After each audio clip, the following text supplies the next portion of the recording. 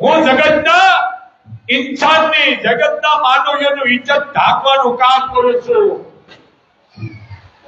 ઇજ્જત ઢાંકવાનું કામ કરું છું.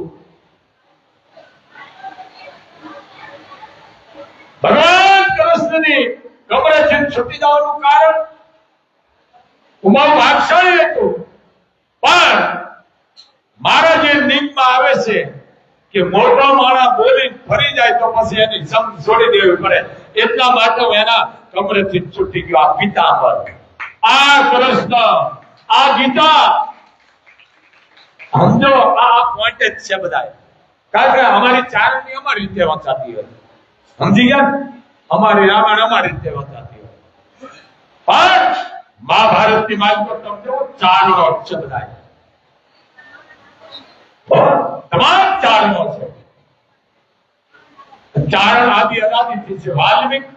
વાલ્મીક તો વિચાર તો કરો, દુર્વાસા, ગૌતમ,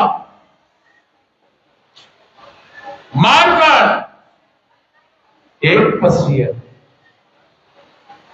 ચારણો છે, પણ મૂળ વાંક અમારો છે. અમે બોલતા જ નથી.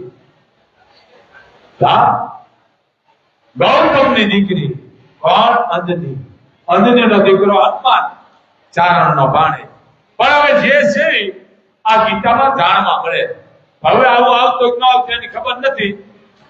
આ વસ્તુ કાંઈ પણ અંગ્રેજો છે ને ચારણને ભેળા 5 જણા ન થવા દેતા ભાઈ. આ ગોરા અહીં એમ કે ધીસ ઇઝ ચારણ, અને આગળ રાખો કા ઈ કે આમ કરીને આમ કરશે તો હસ્તિનાપુર ખબર પડી જાય છે.